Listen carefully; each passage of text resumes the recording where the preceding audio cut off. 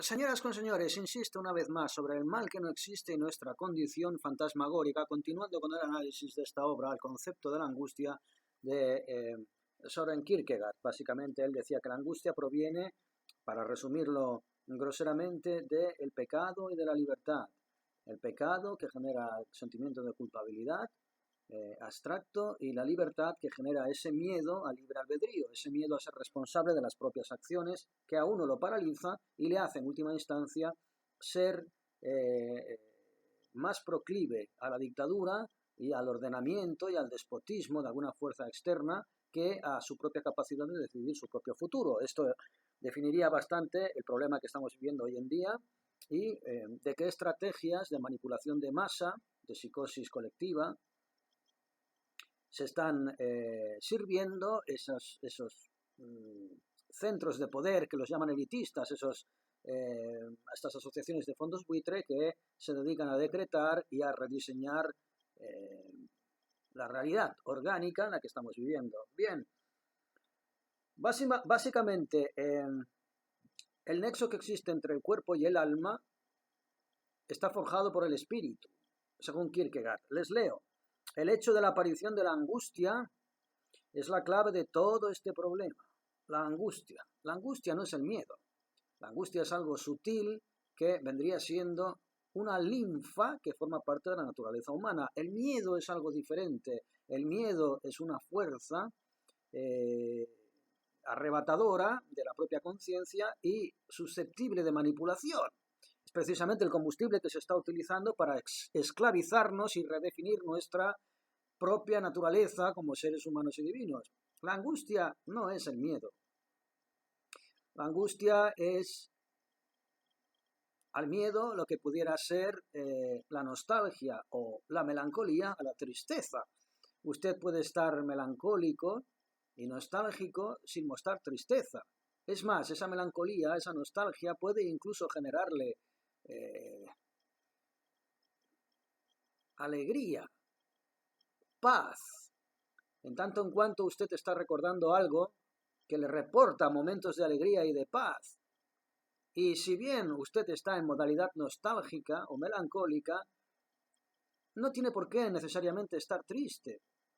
Un buen recuerdo, a pesar de manifestar que esa realidad ya ha pasado, forma parte de otra dimensión de su propia existencia, alucinatoria, como es la temporal, en realidad existe, sigue allí. Cada vez que usted rememora algo, está corroborando su presencia, su actualidad, pero cuando usted recuerda algo que ha pasado, puede sentirse reconfortado por el hecho de que ha vivido esas experiencias que todavía siguen reverberando en su alma.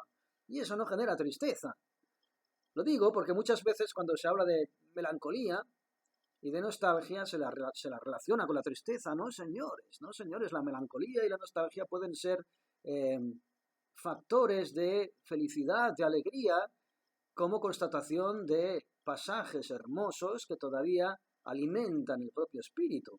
Bien, la angustia es al miedo lo que pudiera ser la melancolía o la nostalgia, la tristeza. Nada que ver, nada que ver. El miedo es susceptible de manipulación, de subyugación anímica y espiritual. La angustia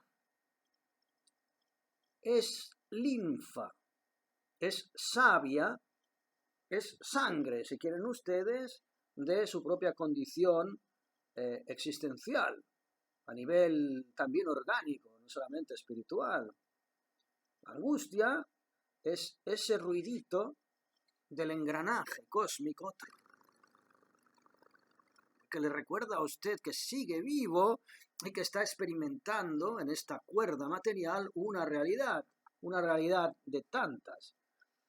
Bien, espero que haya quedado clara la diferencia que existe entre angustia y miedo, como la que existe entre nostalgia, melancolía y tristeza. Nada que ver unas con las otras. Bien, el hecho de la aparición de la angustia es la clave de todo este problema, dice Kierkegaard. El hombre es una síntesis de alma y cuerpo. Ahora bien, una síntesis es inconcebible si los dos extremos no se unen mutuamente en un tercero. ¿Cuál es el nexo? ¿Cuál es el glutión que genera esa unión entre el cuerpo y el alma? Según Kierkegaard, dice, Algo une mutuamente, un elemento tercero. Ese elemento tercero es el espíritu. El espíritu. En el estado de inocencia, ahora explicaremos lo que es la inocencia. En el estado de inocencia no es el hombre meramente un animal, porque si el hombre fuera meramente un animal, en algún momento de su vida, no importa cuándo, entonces jamás llegaría a ser hombre. Esto, posteriormente, la teoría de la evolución de Darwin le pondría una serie de pegas, pero otro día hablaremos de lo que significa, en términos teológicos, la teoría de la evolución de Darwin. Por lo tanto, el espíritu está presente en la síntesis, pero como algo inmediato, como algo que está soñando. El espíritu es algo que sueña. Sueña. Esto es una realidad proyectada y soñada. En la medida de su presencia indudable, el espíritu es, en cierto modo, un poder hostil, puesto que continuamente perturba la relación entre el alma y el cuerpo. Perturbar en el sentido de que estimula, impide el estatismo. Es un sueño activo, es un sueño en movimiento, es un sueño que produce, que genera imagen y representación, voluntad y representación, como decía Schopenhauer. Y en este sentido, esa incomodidad, ese sacar de la zona de confort hipnótica al ser humano por parte del espíritu a través de la angustia es el aparato motor energético opuesto al entrópico, precisamente, que tiende al silenciamiento, a la aniquilación, a la muerte. Esta relación, desde luego, es subsistente. Esta relación de supuesto entorpecimiento del espíritu entre el nexo del cuerpo y el alma, a través de la angustia. Pero, por otra parte, el espíritu es un poder amigo, ya que cabalmente quiere constituir la relación. ¿Por qué constituye esa relación? Precisamente para la evolución del alma. El alma debe evolucionar. Cuando nos preguntamos, ¿qué estamos haciendo aquí? La respuesta, en términos helénicos, es la apocatástasis, es decir, el mejoramiento, la tendencia hacia una perfección espiritual y anímica a través del espíritu. La angustia, según Kierkegaard, es un término que relacionamos de manera negativa, como la melancolía o la nostalgia asociada a la tristeza, no vendría siendo algo negativo, sino algo necesario, que rubrica la propia naturaleza humana. Es por tanto el espíritu en parte un poder amigo, ya que cabalmente quiere constituir esa relación. Ahora, la pregunta es, ¿cuál es la relación del hombre con este poder ambiguo, este espíritu? ¿Cómo se relaciona el espíritu consigo mismo y con su condición? ¿Quién es ese espíritu que nos maneja? Sino nosotros mismos. Nosotros somos la parte de atrás de la máscara, como decía Chesterton, la parte de atrás del mundo, de ese espíritu que nos maneja.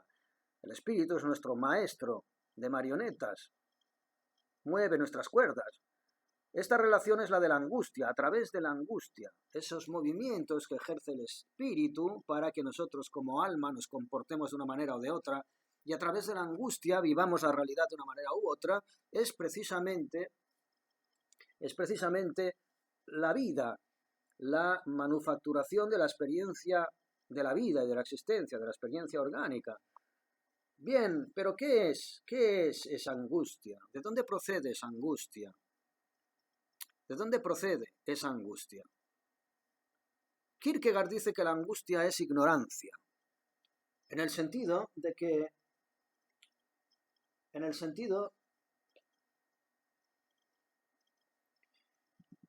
de que esa incapacidad de poder correlacionar de forma cósmica y universal todo aquello que nos rodea,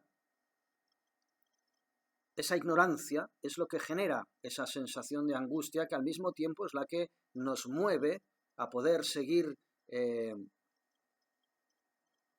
haciéndonos preguntas. La angustia, por ejemplo, relacionada directamente con la inocencia, lo podemos ver en la misma infancia, el propio niño. Esa angustia, esa excitación que no sabe de dónde le proviene, que es la que le procura esa curiosidad por saber dónde está, por empezar a establecer nexos orgánicos y sensoriales con su realidad, no solamente ya puramente material, sino también imaginativa, ensoñadora, ¿no? Esa necesidad de aventura, los cuentos, las leyendas, los mitos, esa excitación de todo lo que es posible. La libertad es aquello que es posible. Porque según Kierkegaard, Según Kierkegaard, la libertad, o libre albedrío, por utilizar otras palabras, no consiste en la posibilidad de poder elegir entre el bien y el mal, esa dicotomía judeo-cristiana que se nos plantea culturalmente. La libertad no es decir, yo tengo libertad de ser bueno o de ser malo, de evitar el pecado y ser virtuoso, o de caer en el pecado y ser un vicioso. No, esa es una banalización del concepto de la libertad, una banalización encuadrada en un contexto judeocristiano. La libertad no es poder elegir entre el bien y el mal, que ya hemos dicho que son conceptos absolutamente estéticos, sino en la conciencia de poder, la conciencia de tener la capacidad de poder, no la de elegir entre A o B, sino la conciencia de poder elegir entre A o B, la potencialidad, la potencia latente en el ser humano, que le permite decidir entre A y B. No el hecho de decidir entre A y B, y en función de si yo decido A o B, soy bueno o soy malo, soy virtuoso o soy vicioso. No. Aquello que procura angustia al ser humano es precisamente la conciencia de poder tener la capacidad como demiurgo de tomar decisiones. El tipo de decisiones que se tomen no deja de ser una circunstancia. Por lo tanto, en función de las decisiones que en un momento determinado nosotros podamos tomar en la vida, que nos pueden estigmatizar ya como personajes malignos o benignos, viciosos o virtuosos, no es más que una circunstancia. La circunstancia de la que hablaba Ortega y Gasset, yo soy yo y mis circunstancias. Pero mis circunstancias no me pueden definir ad eternum como una persona buena o mala, porque yo en un momento determinado puedo ser capaz de ser lo mejor y lo peor. Si usted me pilla en un mal día, si usted me pilla con un nivel bajo de azúcar, puede ser un puto monstruo. Y si me pilla, sin embargo, habiendo dormido bien y con una con un correcto equilibrio, una correcta homeostasis orgánica, yo puedo ser Santa Teresa de Jesús levitando. ¿Entienden ustedes por qué el estigma del bien y el mal relacionado con la culpa y el pecado en nuestra cultura judeocristiana es injusta con la propia naturaleza humana? Y esa angustia está más allá del bien y del mal. La angustia sencillamente es la capacidad de entender que nosotros tenemos un volante en las manos, que es una nave espacial que nos permite conducir en esta experiencia orgánica hacia dónde vamos.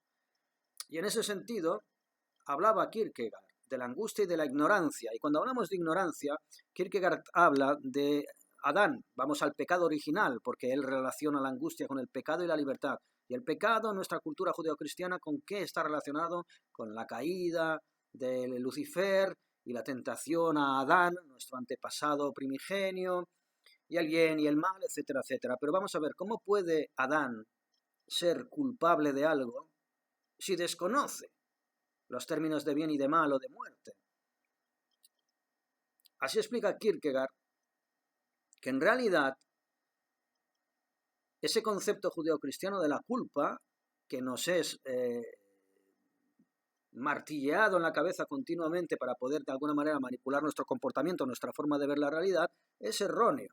Y que Cristo, cuando se encarnó en la tierra, no bajó para librarnos del pecado, puesto que nosotros, descendiendo de una estirpe maldita que es la de Adán, que cometió un pecado mortal, bajó Cristo para salvarnos y redimirnos de nuestros pecados. No, en realidad Cristo bajó para redimirnos de nuestra angustia, no de nuestro pecado, de nuestra angustia, en el sentido de que podía desarrollarse y acabar entumeciéndose como miedo, y del miedo procede lo que llamamos mal. Bien, Cristo bajó no para librarnos de nuestros pecados, porque nosotros en realidad no hemos pecado. ¿Qué culpa nosotros tenemos, incluso aferrándonos al mito original, al mito del pecado original, de algo que se cometió por un ser como es Adán, que ni tan siquiera él podría ser considerado pecaminoso, puesto que cuando él cayó en la tentación, a través de Eva, de morder del fruto, del árbol de la ciencia del bien y del mal, él no sabía ni lo que era el bien ni lo que era el mal, porque era inocente. Y tampoco sabía lo que era la muerte cuando se le advirtió, moriréis mordiendo de este fruto. ¿Qué es lo que hizo Adán al morder la fruta? No transgredir conociendo, sino ser consciente de su propia ignorancia. Es decir, en el pecado iba la penitencia. Cuando Adán mordió la fruta no se convirtió en alguien sabio, ni mucho menos, más bien todo lo contrario. La única retribución de ese mordisco a esa manzana maldita no fue entender todo lo que lo rodeaba, sino todo lo contrario, ser consciente de su ignorancia de la cual estaba libre cuando era inocente. Cuando era inocente, esa ignorancia no generaba angustia, porque sencillamente todo aquello que no se desconoce no genera angustia, como todo aquello que no se tiene no genera deseo. Usted no puede desear algo que no tiene. Bien, de la misma manera, Adán tampoco podía vivir angustia ni terror frente a una ignorancia que desconocía. Él tenía todo lo que necesitaba en el paraíso. Por eso era feliz. Por eso, la ignorancia está relacionada con la inocencia. Adán era inocente porque era ignorante e ignoraba su propia ignorancia. Precisamente porque era ignorante, que reportó el pecado, la caída, el mordisco de esa fruta prohibida, esa prohibición fue el motor evaico del pecado. Eva es una reverberación de Adán, procede de sus propias costillas. La reverberación se aleja siempre del modelo inicial. Bien, hablaremos de la repetición en otro momento, pero ¿qué es lo que le reportó a Adán el mordimiento de esa fruta? No el conocimiento, sino todo lo contrario, la conciencia de la ignorancia, y de ahí procede la angustia, que es el signo identificativo del ser humano. Bien, ¿qué más les quería explicar básicamente esto? La ignorancia es inocencia, antes de convertirse a través del pecado en una maldición, la maldición de Adán y Eva. Una maldición de la que nosotros no somos responsables, ni tampoco Adán, puesto que, vuelvo a repetir, cuando él cometió un pecado era absolutamente inconsciente de lo que pudiera significar pecar, y por lo tanto el bien, el mal, la muerte, etcétera, etcétera. Por ello, yo deduzco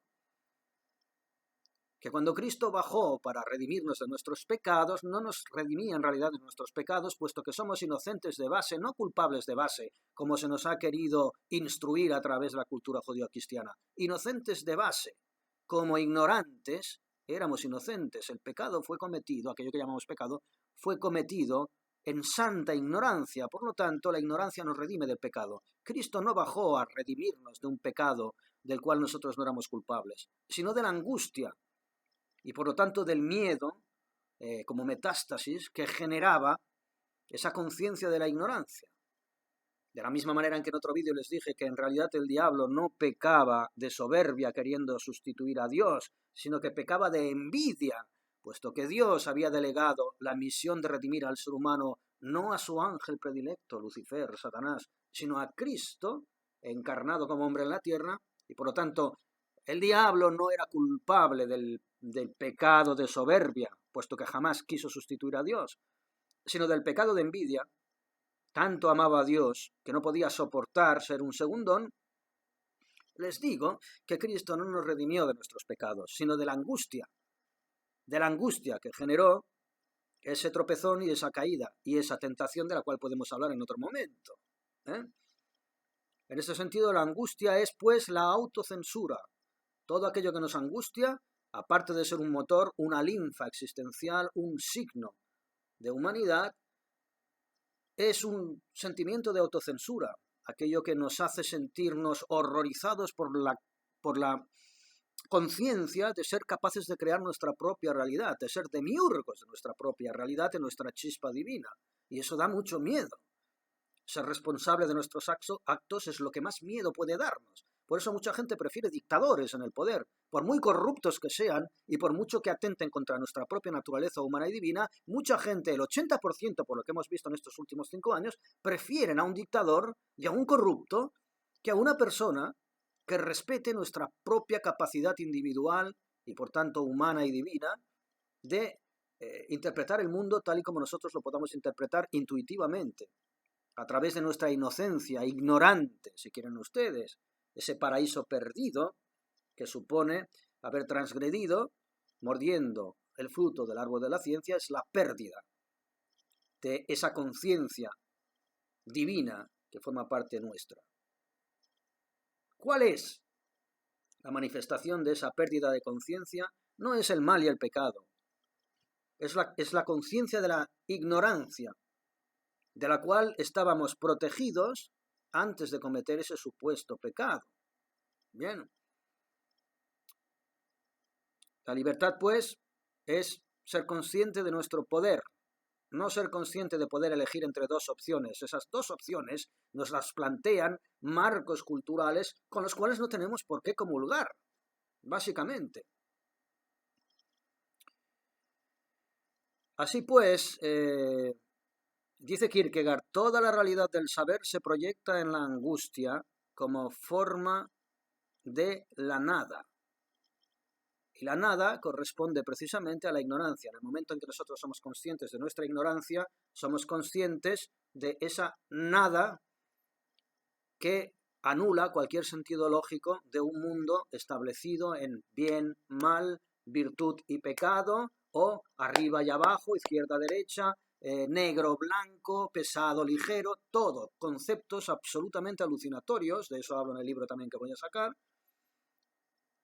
que son los que generan un mundo orgánico, un mundo modelado de tal forma en la que nosotros espiritualmente podamos ser absolutamente manipulados por quien pueda conocer esos resortes que forman parte de ese chantaje emocional proyectado de esa cárcel, esa prisión orgánica de empirismo, racionalismo, etcétera, etcétera, que nos presenta una realidad arteriosclerotizada que no es más que una cárcel con barrotes, que nos impide a nosotros ser conscientes de hasta qué punto esa propia cárcel procede del beneplácito que nosotros estamos cediendo a una conciencia parasitaria que al mismo tiempo es nuestra propia conciencia, porque nosotros somos Dios y el diablo, señoras y señores, el bien y el mal. Nosotros decidimos, como decía aquel dicho cherokee, dentro de ti está el lobo bueno y el lobo malo. Y le dice el niño, ¿y quién gana? Aquel a quien tú des de comer. Aquel a quien des de comer se fortalecerá y exterminará al otro. Si tú das de comer al lobo bueno, exterminará todo aquello que hay de malo en ti, puesto que acabará con el lobo malo, debilitado. Pero debilitado, no porque sea más fuerte o más débil, sino porque tú lo alimentas o lo haces morir de inanición por no alimentarlo. Bien, básicamente, esto es lo que viene a decir también Kierkegaard en ese sentido. Y por eso también en ese sentido le reitero que lo del mal forma parte de una mitología extensiva. Y básicamente, ¿qué decía? Entendemos pues que a mayor angustia, mayor presencia espiritual. La angustia, precisamente, como decía antes, es la rúbrica de su propia naturaleza humana. Por eso aquellos torpes, aquellos insensibles, aquellos que usted dice, pero ¿cómo es posible que a este tío le dé exactamente igual lo que está pasando en el mundo y que lo único que le siga importando es que gane el Barça o el Madrid, o etcétera, etcétera? ¿Por qué? Parece que sean felices, que todo les vaya bien, que no sientan angustia viendo, porque precisamente son brutos, en el sentido de que esa insensibilidad espiritual ha sido aplicada sobre ellos de tal forma que ya ni son conscientes de estar en esa prisión de carne y de espíritu. Esta es una prisión no solamente física, también anímica y espiritual. Ellos no son conscientes. Ya lo decía, no sé si era Orwell, no, era Huxley, que decía, el gran triunfo de la dictadura espiritual es que el preso, el reo, ni tan siquiera sea consciente de estar viviendo en una cárcel. Por lo tanto, precisamente aquel cuya naturaleza espiritual ha sido más debilitada es el que presenta menos signos de angustia. Y muchos de nosotros decimos, ¡jo, qué suerte tiene! Que parece que le da todo igual, que no sufre por nada. Ese señor que usted dice que tiene suerte está muerto. Es un alma muerta. Ha sido aniquilado espiritualmente. Aniquilado espiritualmente. Por eso cuando mucha gente también me contacta y me dice que lo estoy pasando muy mal, me ha dejado la novia, he dejado al novio, he perdido el trabajo, se ha muerto mi padre, me siento tan mal, estoy tan mal, y yo les digo, ¿por qué estás mal? Porque sufro muchísimo. Yo les digo, es que si no sufrieras muchísimo, en esas condiciones, serías un puto psicópata. Alégrate de estar sufriendo, alégrate de vivir esa angustia, que te asfixia espiritualmente, porque significa que estás vivo. Nadie ha dicho que sea agradable estar vivo. Estamos vivos.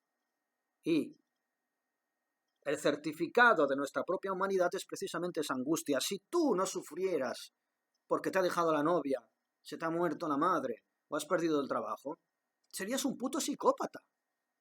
Y efectivamente, señoras y señores, el problema es que estamos rodeados de psicópatas, pero no son psicópatas innatos, son psicópatas que han sido producidos en serie, porque llevábamos metidos en un esquema de adoctrinamiento muy mirado, muy atado y bien atado para convertirnos en psicópatas.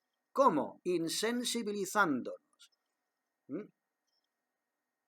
privándonos de esa angustia que es la linfa, la savia, la sangre que certifica la circulación de nuestro organismo anímico y espiritual. Por ello, están siendo capaces de hacer todo lo que están haciendo, negando la propia naturaleza humana a través de transhumanismos, de transgenerismos, ideologías de género, reescripciones históricas con la memoria selectiva, etcétera, etcétera. Por eso están generando una raza, una humanidad putrefacta basada en un entumecimiento de su propia naturaleza espiritual. ¿Cómo? Desproveyéndoles, privándoles de esa angustia que es el certificado de su propia humanidad. Y ese es el mundo en el que estamos viviendo, señoras con señores, un cementerio anímico de almas muertas que están enfermas. Y lo último que debemos hacer es dejar que esa enfermedad, esa muerte espiritual, nos pueda contaminar. Porque la muerte y la putrefacción, la muerte orgánica, o anímica en este caso, se autodestruye, se autocanibaliza. Cuando un cuerpo muere o un alma muere, se acaba desintegrando por autocanibalización. Se disipa. Esa muerte espiritual se disipará. Usted manténgase vivo con su angustia.